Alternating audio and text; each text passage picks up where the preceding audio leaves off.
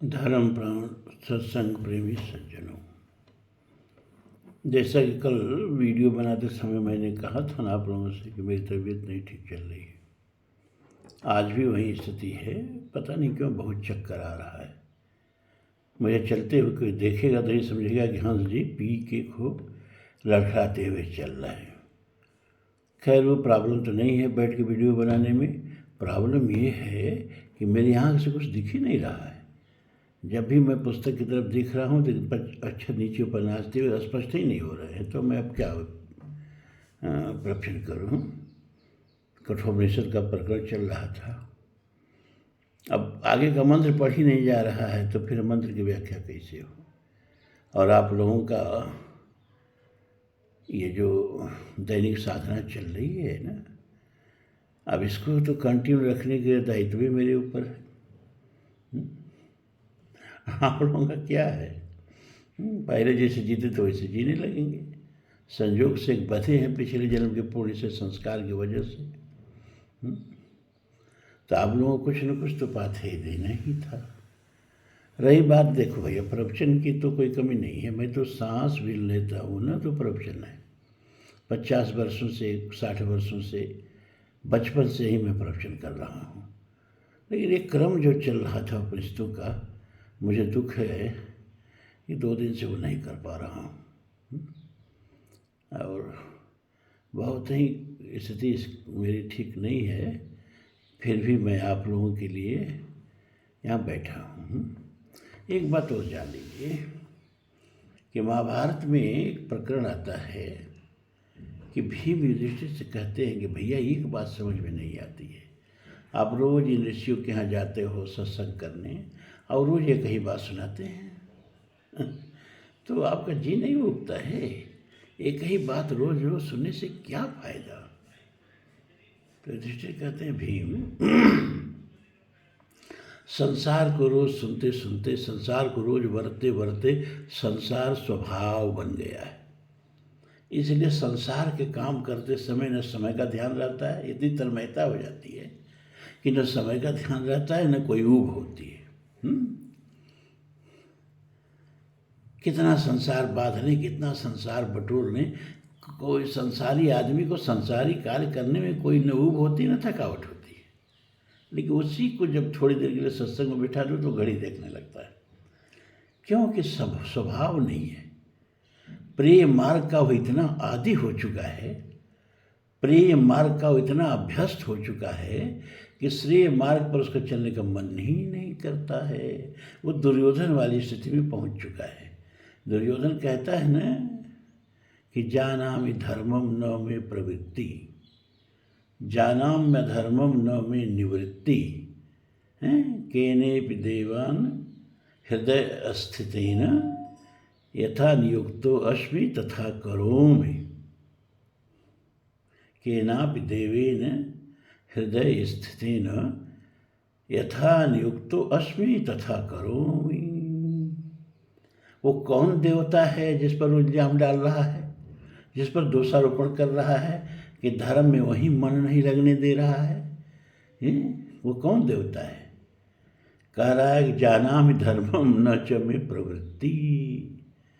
श्रेय का मार्ग क्या है, आत्मकल्याण का मार्ग क्या है, ये मैं अच्छी तरह जानता हूँ, लेकिन मेरा उसमें मन नहीं लगता है। और अधर्म क्या है? ये जो प्रेय के मार्ग पर हम चल रहे हैं, सांसारिक वासनाओं को बटोरने के मार्ग पर चल रहे हैं, संसार में और गहरे, संसार के दलदल में और गहरे धंसते जा रहे हैं। इसकी परिणति क्या है? आत्माहन गति जाए, आत्महंता की गति है।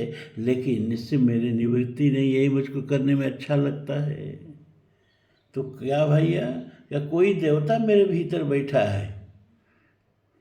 केनोपि देवेन हृदय स्थितेन, हृदय में कोई बैठा है देवता।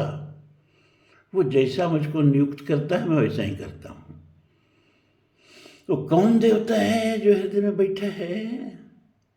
वो है स्वभाव, वो है प्रकृति। प्रकृति और स्वभाव एक ही चीज है, तो जान लो। ये प्रकृति कैसे बनती है?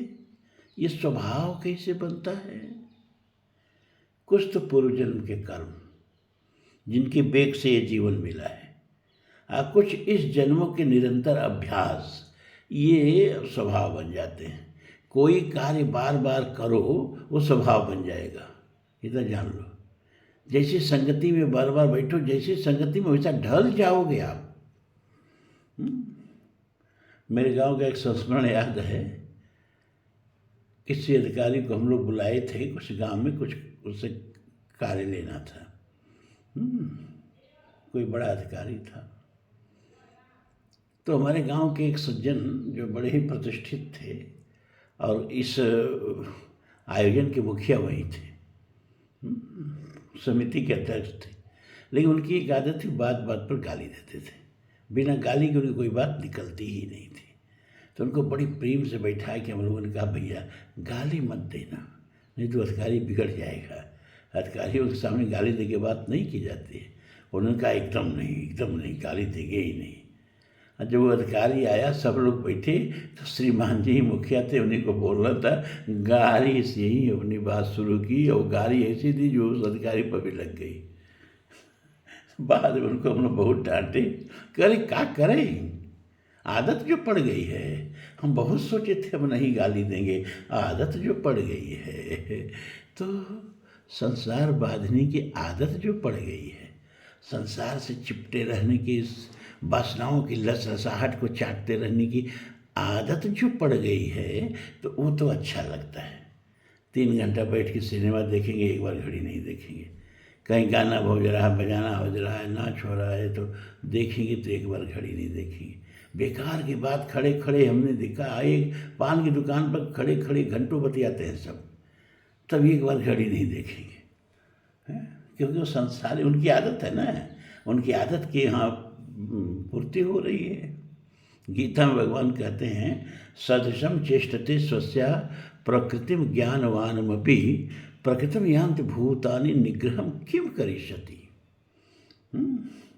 सदृश चेष्टते स्वस्या प्रकृतिम ज्ञानवानमपि, ज्ञानी से ज्ञानी व्यक्ति भी अब जीवन में जो अभ्यास बन गया है ना, उसी के अनुसार वो आचरण करता है, अपने ज्ञान के अनुसार नहीं।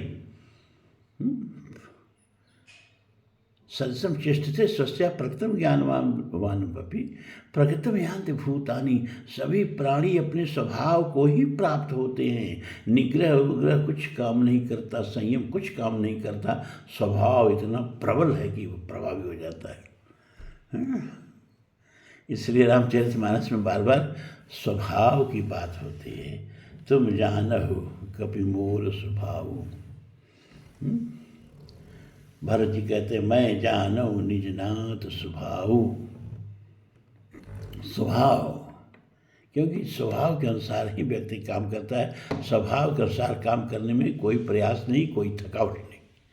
तो सांसारिक लोगों के बीच बैठते बैठते, सांसारिक बात सुनते सुनते, और ये प्रवचन भी जो होते हैं ना, ये सांसारिक प्रवचन इतना जान लो, घोर सांसारिक प्रवचन है, उसमें मन लगता है।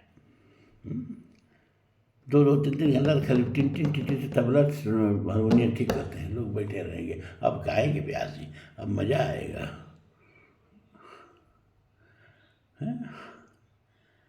अध्यात्म में भी ये कहीं बतिया बार बार कही जाती है।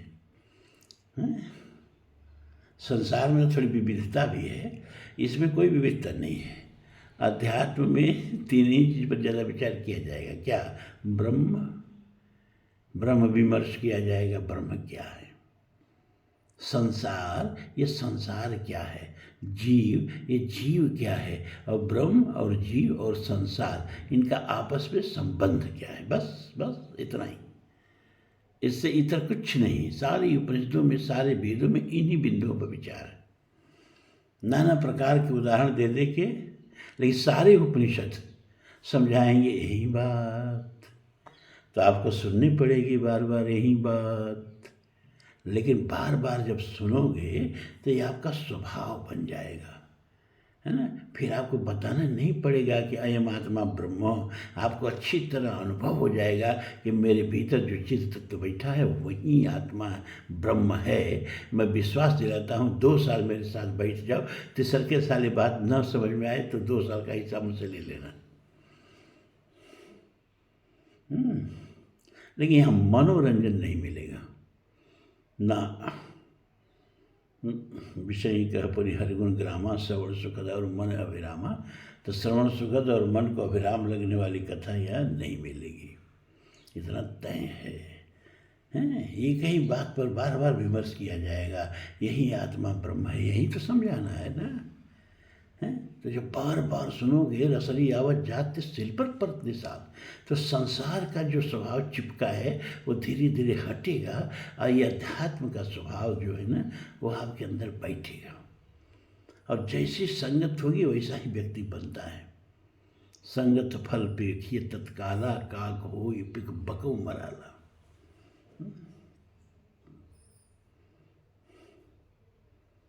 तो कितना सौभाग्य है कि इस तरह की आप लोगों की एक मेजॉरिटी बन गई है।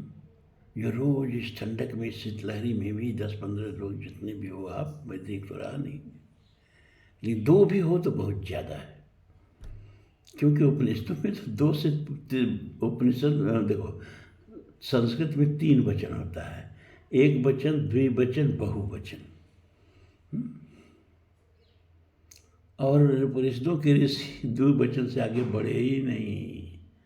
सहनव न माने द्विवचन, हम दोनों, तीसरा आगे बैठा ही नहीं। ऐसी दुर्लभ कथा है।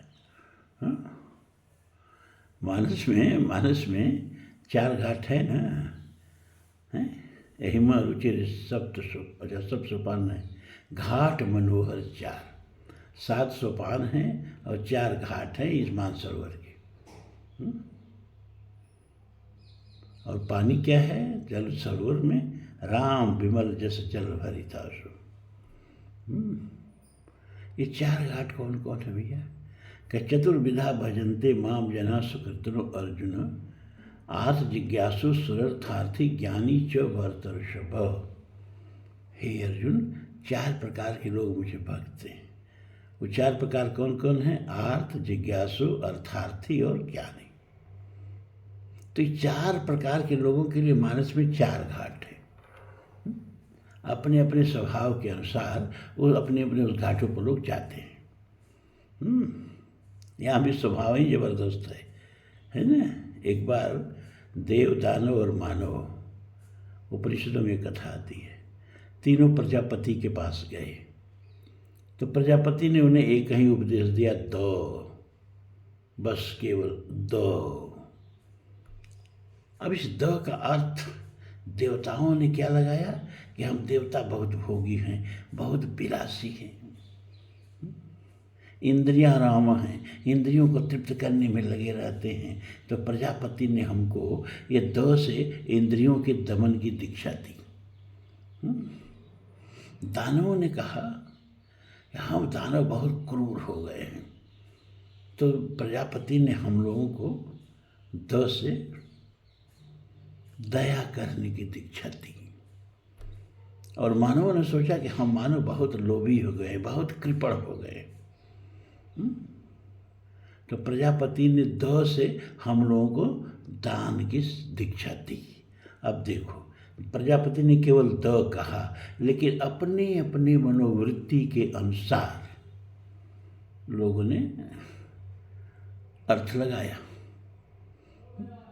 अब हम तो प्रवचन कर रहे हैं ना, और आप इतने लोग सुन रहे हो, तो सब एक ही अर्थ नहीं समझ रहे हो, सब अपने भीतर के स्वभाव और संस्कार के हिसाब से अर्थ लगा रहे हो। अब कुछ लोग ऐसे भी अर्थ लगाए कि कई बतिया रोज रोज कहते हैं, हम तो 2-4 दिन आए भाग गए, यहाँ तो कोई मनोरंजन ही नहीं, यहाँ तो कोई चुटकुला ही नहीं, यहाँ तो कोई गाना ही नहीं है। अरे हम ऐसे प्रवचन में भी गए हैं ना, बार बार आगे कहते महाराज कुछ गाइए, बट गाइए, भाण है क्या जी? संगीतज्ञ को बुलाए हो कि व्यास को बुलाए हो? एक कलकत्ता से भरवाड़ी हमसे कहा, उधर हम सिलचे कहाँ पूरे भारत में प्रवचन किए हैं भैया, हमारा प्रवचन का अनोखा तरीका है, ना आना, न गाना, न बजाना, जिसको ज्ञान विज्ञान सुनना है आवे। तो उसने कहा कि गुरु जी कथा है हमारे यहाँ 9 दिन की रामायण की कही है आप। हम कहा ठीक है। कहा गुरु जी की एक बात है क्या? उसमें एक दिन राम सीता का विवाह कराना है, एक दिन भरत और मांडवी जी का ब्याह कराना है, एक दिन लक्ष्मण और उर्मिला जी का ब्याह कराना है, एक दिन शत्रुघ्न सुतकीर्ति जी का ब्याह कराना है। हम कहा तो कथा कब होगी? 4 दिन तो ब्याह में लग जाएगा। कहा गुरु जी ब्याह में बहुत चढ़ावा आता है ना, लोग औरतें साड़ी की नहीं होती तो गहना लेके आती है ना, तो विवाह में तो कथा में पैसा आता है। हमको भैया तो कोई दूसरा ब्याह चुन लो, हमसे ऐसी कथा नहीं होती हमसे ऐसी कथा। इसीलिए देखो सारे ब्यास कितने पैसा वाले, कितने अमीर, कितने उनके फॉलोअर, कितनी चेला हैं, और हमारी हालत क्या है हम ही जानते हैं। कहने से क्या, दुख ही जीवन की कथा रही, क्या कहूँ आज जो नहीं गई। क्योंकि जो मेरे पास है वो किसी को चाहिए ही नहीं, और जो सबको चाहिए वो मेरे पास है ही नहीं है? तो दानवों ने वहाँ प्रजापति से एक झगड़ा किया। कहा हम और मानव और देव सब आपके बराबर के संतति हैं, लेकिन आप पक्षपात करते हैं। उन्होंने कहा क्या पक्षपात करते हैं? और देवताओं को स्वर्ग दे दिया, हम लोगों को पाताल लोक दे दिया, वहाँ नर्क जैसी व्यवस्था है। प्रजापति ने कहा देखो, स्वर्ग और नर्क किसी स्थान का नाम नहीं है। 10 अच्छे लोग जहाँ बैठ जाएं वही स्वर्ग है। जैसे इस समय आप जहाँ बैठे हो वही स्वर्ग है। क्यों? तात स्वर्ग अपवर्ग सुख, धैर्य तुलाइक अंग, तूलनता ही सकल मिली, जो सुख लो सत्संग। स्वर्ग और अपवर्ग के सारे सुखों को एक तुला पर रखो और सत्संग का एक पल का सुख एक जगह रख दो, वो सब पर भारी पड़ जाता है। तो आप लोग सत्संग में हो, इससे बढ़ के सुख कुछ हो ही नहीं सकता। जहाँ 10 लोग बैठते हैं वहीं अच्छे लोग, जहाँ 10 अच्छे लोग बैठते हैं वही स्थान स्वर्ग है, और जहाँ 10 बुरे बैठ जाएंगे वही स्थान नर्क है। स्वर्ग और नर्क ये किसी स्थान का नाम नहीं है, ये जहाँ लोग जिस तरह के हैं उस मेजॉरिटी का, उस समाज का नाम है। लेकिन दानवों के अंदर ये बात समझ में नहीं आई। तो प्रजापति ने कहा अच्छा चलो सुनो, पहले तुम दोनों लोग आए हो उतनी दूर से चल के, तो पहले कुछ भोजन वगैरह कर लो, इसके बाद तो फिर पंचायत होगी, फिर देखेंगे कि क्या तुम लोगों के लिए कर सकते हैं। तो पंगत बैठ गई, देवताओं की अलग, दानवों की अलग, क्योंकि एक साथ बैठ के खाना तो हिंदू जानते ही नहीं।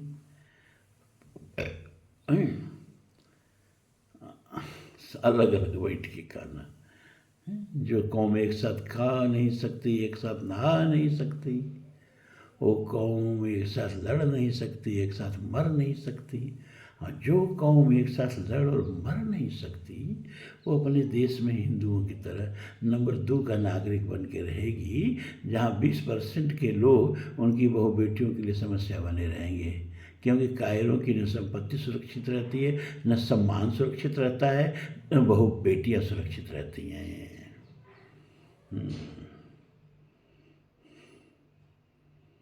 तो 2 पंक्ति बैठ गई देवताओं की, अब बीच में खाना परस दिया गया। फिर आमने सामने करके 2 पंक्ति दानवों की बैठ गई, और फिर बीच में भोजन परोस दिया गया दोनों को, है ना। अब भोजन करने ही वाले थे लोग कि तब तक प्रजापति ने कहा रुके भाई, एक चीज़ और परोसना है। सब रुक गए कि अब तो सब आइटम लग ही रहा है, पूरा आ गया है, अब लग रहा है और कुछ बढ़िया चीज़ है जो आने वाली है। तो प्रजापति के सेवकों ने क्या किया कि सबके सामने एक एक डंडा और एक रस्सी रख दी, है, और डंडा से सबके हाथ बांध दिए ताकि हाथ मोड़ने ना पावे। डंडा हाथ में लगा के रस्सी से बांध दिया, हाथ मोड़ने ना पावे दोनों हाथ। दानवों के भी बांध दिए, देवताओं के भी बांध दिए, और कहा भोजन करो। हाँ, हाथ मुड़ नहीं सकता है, सामने भोजन परसा है, भोजन करो। तो दानव क्या करते थे कि वो तो हाथ तो मुड़ेगा नहीं, उठाते थे, फिर बढ़ा हुआ हाथ ऊपर ले जाते थे और मुंह बाके मुंह में गिराते थे। तो कुछ भोजन मुंह में गिर जाता था, लेकिन कुछ आँख में गिर जाता था, कुछ पेट पे गिर जाता था, कुछ कंधे पर गिर जाता था, कुछ ललाट पर गिर, पूरा जूठे से नहा गए सब सारे दानव। देवताओं ने क्या किया, अपने मुख में तो भोजन जा नहीं सकता था, लेकिन सामने वाले के मुख में तो जा सकता था। हाथ अपने तरफ तो नहीं मुड़ रहा है, लेकिन हाथ दूसरे के मुंह की तरफ जा रहा है। तो वो देवता अपना भोजन उठाता था, सामने वाले देवता के मुख में डालता था, और सामने वाला देवता भोजन उठाता था, सामने वाले के मुंह में डालता था। अब बढ़िया से देव समाज भोजन कर लिया। अब प्रजापति के यहाँ जब सब बैठे तो प्रजापति ने कहा अभी कुछ बताना है। सामान्य भोजन दोनों के सामने परोसा गया, सामान्य परिस्थिति में तुम दोनों को रखा गया, एक ने कितने सुंदर ढंग से भोजन कर लिया, और तुम लोग हैं भोजन भी नहीं कर पाए और एकदम गंदे हो गए, झूठ से नहा गए। जाओ पहले नहा के आओ।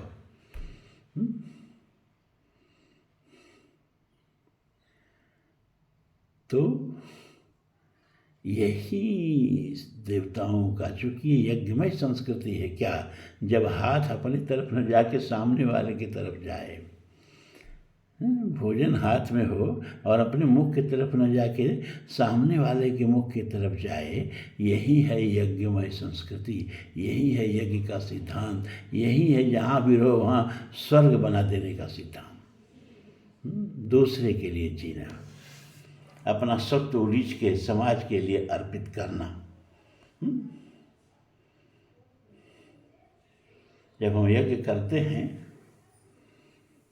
तो हमारे सामने क्या रहता है, घर की सारी बेशकीमत चीज़ें हमारे सामने होती हैं।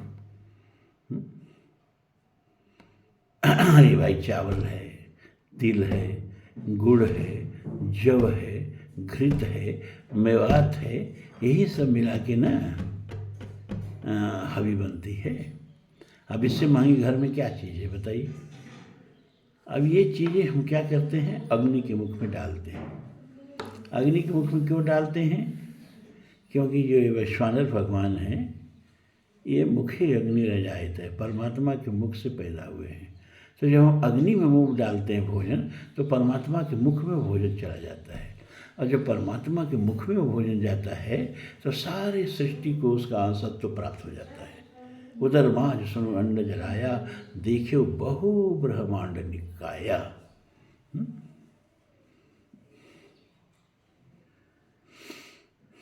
वो भागवत में आती कथा ना, मैया ने कहा तो माटी खाया है, क्यों खाया? कहा मैया बड़ा पाप बढ़ गया है संसार में, और ये सारा ब्रह्मांड मेरे पेट के भीतर है। हमने कहा चलो सबके पाठ को इकट्ठे धो देते हैं। तो मैया ये हमारे जो भक्त हैं गोपियाँ ना, प्रेमा भक्ति, नारद भक्ति सूत्र में सबसे 14 कोटि की भक्ति में सबसे श्रेष्ठ भक्ति क्या है, जब कांता शक्ति भक्ति, भगवान को प्रीतम मान करके, पति मान करके, अपने को पत्नी मान करके ये जब भजन की जाती है। हरि मोरे पीऊ मैं हरि की बहुरिया, कबीर कहते हैं ना, राम बड़े मैं छुटक लहुरिया, चाहे दुल्हन गावो मंगल चार, हम घर आए हो राजा राम भरतार। तन रत करि मैं मन रत करि हूँ, पंच तत्व बराती, राम देव मोरे पाहुन आए मैं जो मन में माती। शरीर सरोरु वेदी करियों ब्रह्मा मंत्र उचार, राम देव संग भाव रहियों धन धन भाग हमार। सुर 33 कोटिक आए मुनिवर सहस 88, कहे कबीर हम ब्याहि चले हैं पुरुष एक अविनाशी। तो भैया ये ब्रज की रज जो है ना, हमारे भक्तों की चरणों की धूल में सनी है, और चरणों की धूल भक्तों की, उसका ये महात्मा है कि वो उससे मैं पवित्र होता हूँ। श्रीमद् भागवत के 11 स्कंद में उद्धव से भगवान कहते हैं कि निरपेक्षम मुनिर्शांतम निर्वैरम समदर्शनम अनुव्रजाम्यहम नित्यम पोएत त्वंग्रेणुषि। हे उद्धव, जो भक्त मेरे निरपेक्षम, जाहि न चाहिए कबहु कुछ, तुम सन सहज सनीह, इसको निरपेक्ष कहते हैं। मननशील, जिनकी वासनाओं की अग्नि बुझ चुकी हो। निर्भैरम, निज प्रभमय देखई जगत, कैसन करहि विरोध, निर्भैर श्री राम वै सब जग जारी, समदर्शनम, सुखे दुखे समय कृत्य लाभा लाभो जया जयो। इस तरह के जो भक्त हैं ना, उनके पीछे पीछे मैं चलता हूं। उद्धव ने कहा, प्रभु उनके पीछे पीछे क्यों चलते हो? कहा, उनके चरणों की धूल उड़ के मेरे ऊपर पड़े और मैं पवित्र हो जाऊं। तो वो चरण की धूल मैंने मुंह में डाली है मैया, वो मेरे पेट में गई और सारा ब्रह्मांड का इकट्ठे जो है पाप खत्म। तो यज्ञ में जब हम डालते हैं आहुति, तो हमारे क्या करते हैं, अपने सामने से हवी उठाते हैं, हाथ बढ़ा के अग्नि के मुंह में डालते हैं। ये आगे बढ़ने की क्रिया को रथंतरण कहते हैं। रथ की एक विशेषता होती है, मोटर में जैसे बैक गियर होती है ना, रथ में बैक गियर नहीं होती है। रथ पीछे नहीं आ सकता है, रथ जब चलेगा तो आगे ही चलेगा। रथ माने होता है वह यंत्र जो केवल आगे बढ़े, है ना, और केवल आगे बढ़ने की क्रिया को रथंतरण कहते हैं। ठीक से समझिए, बहुत आसान प्रवचन नहीं हो रहा है। रथंतरण, तो जब अपनी 10 उंगलियां समाज के लिए अपना सत्व समर्पित करने के लिए आगे बढ़ें, दूसरे का आंसू पोंछने के लिए आगे बढ़ें, किसी लड़खड़ाते हुए को संभाल लेने के लिए दोनों हाथ आगे बढ़ें, तो उस क्रिया को क्या कहते हैं? आगे बढ़ना रथ, और 10 उंगलियां आगे बढ़ रही हैं तो दशरथ। इस यज्ञ की प्रक्रिया को एक शब्द देना चाहें, अपने सत्य को समाज के लिए उलीचने के लिए कोई एक संज्ञा देना चाहें, तो वो संज्ञा है दशरथ। तो जब अपने यही 10 उंगलियां, अपने दोनों हाथ दूसरे का आंसू पोंछने के लिए, दूसरे का पेट भरने के लिए, दूसरे के घर का चूल्हा जलाने के लिए आगे बढ़ी, तो वह संस्कृति है दशरथ संस्कृति। और यही उंगलियां जब दूसरे का सत्व नोच के अपने पेट में भरे जैसे तैसे, तो इस संस्कृति को कहते हैं 10 मुख।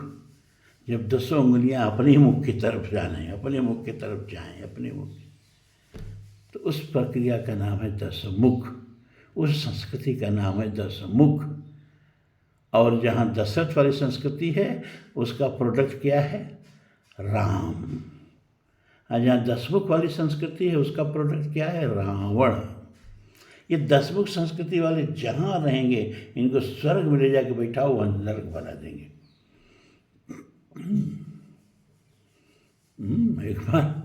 एक बार लो एक चुटकुला सुनाई दे।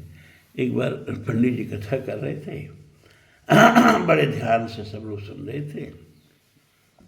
एक नेताजी बीच में बैठे थे, लेकिन वो सुन क्या रहे थे, अपनी उपस्थिति दिखा रहे थे। नेता जब मंदिर जाता है ना, तो परमात्मा के लिए नहीं जाता है, अपनी जनता के लिए जाता है कि जितने धार्मिक मानसिकता है कि हमको वोट दें। इतना अच्छी तरह जान लो, देते हैं भगवान को धोखा, इंसा को कब छोड़ेंगे, हैं? तो बैठे थे अपने वोटरों को रिझाने के लिए, ऊँग रहे थे। प्रैक्टिस सबसे तो अच्छा लग नहीं रहा था। प्रेम मार्ग का मार्गी श्रेय मार्ग में आएगा तो उसको नींद तो आएगी। पंडित जी जोश में आए तो बोले, अच्छा भाई, जो लोग स्वर्ग जाना चाहते हैं तो दोनों हाथ उठाएं। सारी जनता दोनों हाथ उठा दी। नेताजी तो ऊँग रहे थे, लेकिन अचानक नेताजी को लगा, हाँ ये हाथ किसी प्रस्ताव पर वोटिंग हो रही क्या? वही भी दोनों हाथ उठाए। तो जब ये दोनों हाथ उठाए तो सारे लोगों ने अपने हाथ नीचे कर लिए। पंडित जी पूछते हैं क्यों क्यों हाथ उठाया हो, तो परमात्मा देख रहे हैं कि कौन कौन लोग स्वर्ग आना चाहते हैं। तो उन्होंने कहा कोई ज़रूरत नहीं है स्वर्ग जाने की। क्यों? आइए नेताजी जब स्वर्ग जाएंगे तो स्वर्ग स्वर्ग थोड़े रह जाएगा, वो तो नरक हो जाएगा, स्वर्ग तो यहाँ हो जाएगा।